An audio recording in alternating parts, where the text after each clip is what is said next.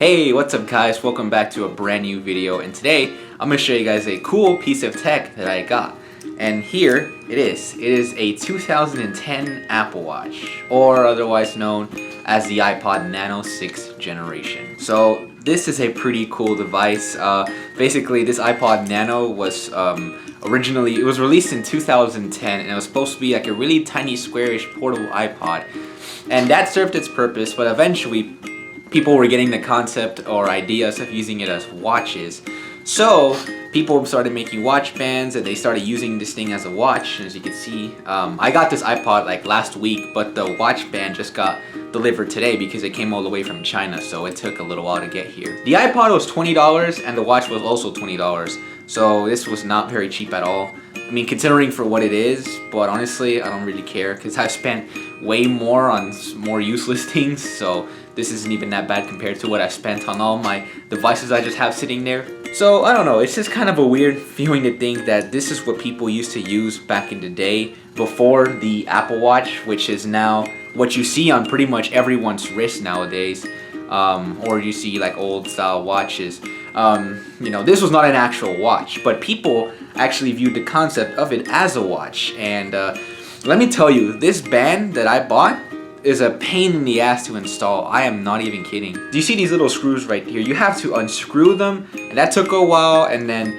you have to slide the iPod in, and then screwing it takes a bit also because some of the screws are small, so you could lose them. And I was trying to figure out for the longest time how I'm supposed to actually open the band and this metal thingy here. But what I realized, you just push, so I'm trying to show it, you have to push these and it opens up like that, and I just realized that. I have not tried this thing on yet. I want to actually do it in a second, but just kind of want to talk about, actually, let me show you guys the concept of this iPod, and I'm going to compare it to the iPod Classic I have, and also compare it to my Apple Watch, since they're similar in all those ways. I never have this light on, but I have it on now because if I tried facing my face towards me with this light off, you guys would not be able to see me even though it is sunny outside, even though we had a tornado warning this morning. But yeah, I guess this camera just, I don't know, in low light doesn't perform the best. Alright, we got the iPod Nano here, and then here's the iPod Classic. This one I'm trying to sell off on eBay because I'm trying to get one in space gray, and it's not selling super well right now. I've been trying to get my hands on one of those, and I want to get it before Christmas because that's when I want to do my tech review, or at least where I show off all my pieces of tech, and I want that iPod there. But let's look at this guy for a second. So this one is just your basic iPod.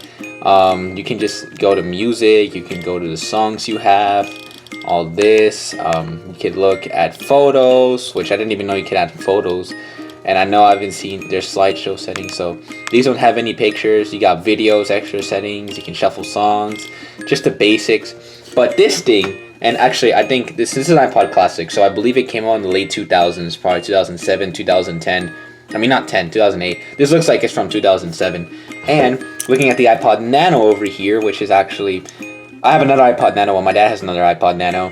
It's really small, and it has the same interface as this one. It might be one of the older generation ones, but this was actually pretty massive improvement over the previous iPod Nano, as you can see. So to turn it on, so you have these buttons here. This is a power button, which this iPod Classic doesn't have. This is kind of like a lock button, which if you want to like lock the interface, it's like you can't interact with the iPod. See, it's locked. So that's what that button was for, and it also had the headphone jack and the charging port, and that's pretty much all you needed back then. With this guy, you have, of course, your volume controls, your 30-pin connector, the headphone jack, and you got a power button. So if you turn it on, as you can see, it's gonna show the interface here, and this iPod is actually touchscreen. So as you can see, I have my songs here, but as you can see, it's touchscreen, and you have more of a different interface. You got the touchscreen stuff, which makes it feel more. So as you can see, you go to now playing. You got your music interface here. You got all this, all your songs and all that. I pretty much keep all those songs. You can do your now playing. You can play that, but this thing, iPods have no speakers, so you have to connect it to headphones. You got a radio, which I do believe no radio signal. Please plug in headphones for radio reception. Okay, I'll try that in just a second. You have the Nike Plus Fitness, which is probably an old way. It's like the older version of the health app. which actually no, let's show that off in a second. But it's an older version of the health app. You can track your walk, you can track your running and your history and all that kind of stuff. You got the clock. And this is where Apple was realizing that people were using these as watch faces or as watches. So they, with the software update, they added watch faces. So there's a bunch here. This one is probably the coolest one you got. This one, oh, okay. I don't know. Okay, there you go. So you have this clock one here. Most of these, like the basic clock ones. That one. We just showed that one. This one, I guess, would fool people if you were in kind of a luxurious watch to make it look like that. This one's like a really cool one. They have this one too. This one looks like a compass. This one that looks like it's some sort of timer you see in a school gym. This one as well. You got this one. They actually had some pretty cool watch faces for the time. We have a Mickey Mouse one and Minnie Mouse, of course, which they still have on the new ones. And they also have Kermit the Frog and more stuff from the Muppets, which they do not have in the newer Apple Watches. So you got that one. I don't know which one I want to go for. I like this one. I also like this one, and I also like the other one I had at first. This one right there. But okay, I'll have to pick and see.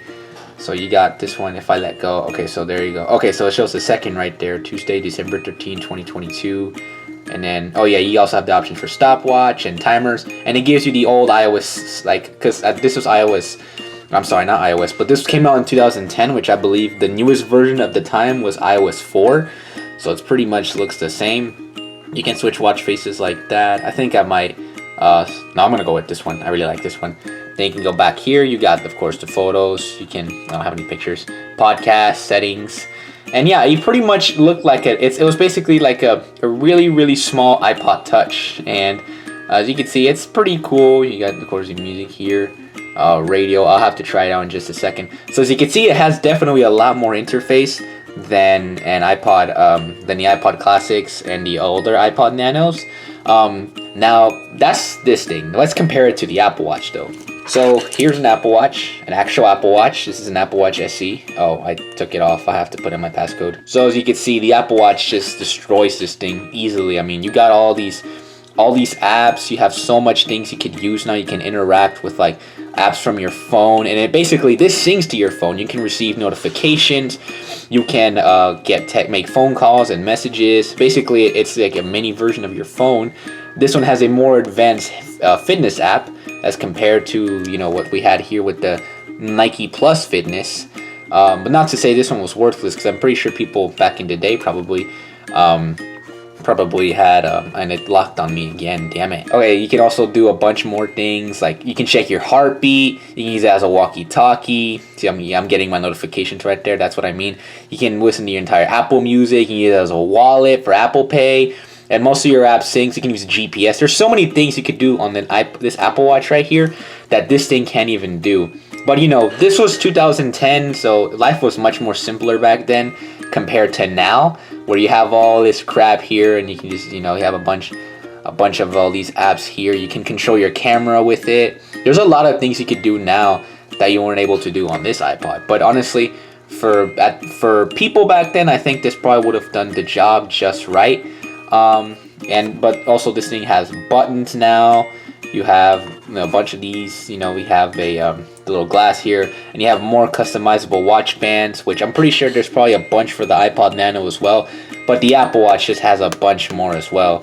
And you also have a bunch of variety of watch faces, way more, because this thing only has 18 watch faces. Well, let's go to the Apple Watch app. And there's where you can see all the watch faces. So you can see, go into Face Gallery, you have all these are new watch faces, which you have Metropolitan, I don't know how you say that, Lunar, Playtime, oh I didn't know that one, that one's actually kind of cool. Activity, Artist, Astronomy, Breathe, California, Chronograph, all these, Color, Count Up. You see all these, there's so much of a variety. You can customize it also. It's not just the ones that are built in.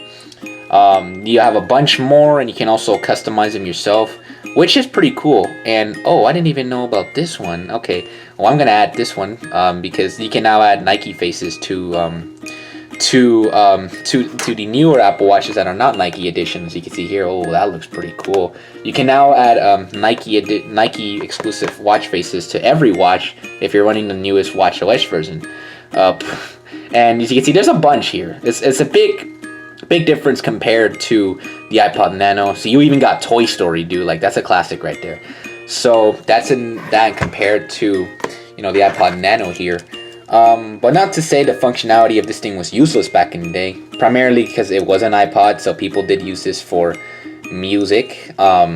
So let's actually try wearing it, at least compare to see how it would fit versus my Apple Watch. Okay, so actually comparing the two, the Apple Watch definitely feels a lot tighter. This one feels kind of loose. And don't ignore my print that it leaves on the watch. As you can see, it is a little loose kind of compared to my Apple Watch. Maybe I should, if I had this without my Apple Watch. But as you can see, oh, this watch face can move around like that. That's cool. But already seeing the difference is this display is non-retina. You can see the pixels once you tilt it, and this thing has a really sharp and clean display. Oh, it's when I move my arm up and down is when the watch faces start to go on like that. But you can see the difference already right away. And actually wearing it, this one again feels a lot more loose. But let me actually take off my Apple Watch and see how it'll at least fit without this guy, because I have them both on, so maybe I feel like that could be making a difference right now. I don't know, it feels still a little bit loose, so you can kind of move it around. So I guess maybe it might just be this watch band, or maybe I have to adjust it. I don't know how to work with this band here. I'm pretty sure there's also more adjustable bands for this guy as well. But yeah, as you can see, it doesn't feel, see, I can kind of shake it off like that. And you know, the thing is with Apple Watches, they have the chargers that you just plug them in on the back here. But this one you actually have to plug in a cable. And I'll bet probably the most thing that was annoying for people if they actually did this is you would have to listen to your music with the headphones like this. So kind of having your arms or your headphones near your arms. I don't know how that felt like. I'm actually going to give it a try right now. Alright, so I have it on.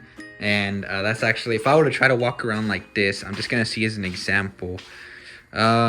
It's actually not too bad. It actually, probably because these are long headphones, and it also really depends on the headphones you use. But no, it's actually not too bad. But probably if people were to look at me wearing this thing while listening to music, they'd probably think I'm a freak. But yeah, as you can see, it's not too bad actually. If I just keep it on like this, which is probably just if I was walking around normally.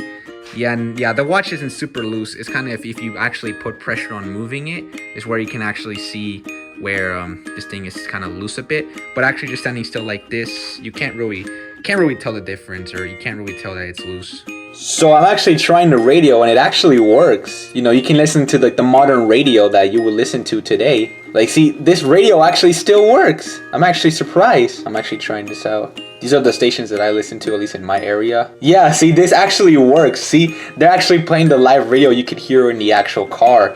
And that's really cool that this 12-year-old radio still works. And I'll listen to some of my music in a second. Another nice thing about this watch is you can actually rotate the screen just by doing that. As you can see, just by doing my two fingers like that, you can rotate it. So whichever way you wanted it. With this thing, you can't really actually, I don't even know if you could rotate it. I have to see the way it works. But no, normally you can't really rotate it like that, or view it in landscape like that, which is nice about this watch. And this is a very, very goofy watch. The way just people would probably just use this as a, well, I keep calling it watch, I mean iPod. I guess maybe because people use it so much as watches, now I see it as a watch, and this battery is starting to run low, so I should go charge it. And that's going to be it for this video, guys. So that's it for this video, guys. Definitely a very cool, interesting concept to look at. And how people would use this as a watch, even though it wasn't meant to be a watch back in the day. It's crazy. If I wonder how how life would be like if, you know, I was like this age in 2010 and I was using this thing as a watch. It'd be kind of crazy. Definitely, if I try to use it for a day compared to my Apple Watch, it might be a little bit tricky, or it's a little difficult to get adjusted to. Because of the convenience this thing already has for me, I can see my notifications. Just by moving my arm up like this, I can look at the time. But here you have to actually press the button. You have to actually, I can't get rid of this thing. You have to actually press the button or tap the screen to turn it on, which could be a little annoying sometimes. And you can't also see your phone notifications. And I guess it'd probably just be so weird trying to use this thing after you use an Apple Watch. Actually, speaking of that, let me know in the comments below if you guys want me to try to attempt to use this thing as a watch for a day, compared to, or like to just ditch my watch for one day and use this as a watch. See how I could manage. If you guys want to see me do that, let me know and maybe I'll consider it. But yeah, guys, that's gonna be it for this video. So thank you guys for watching, and I'll see you guys later. Peace.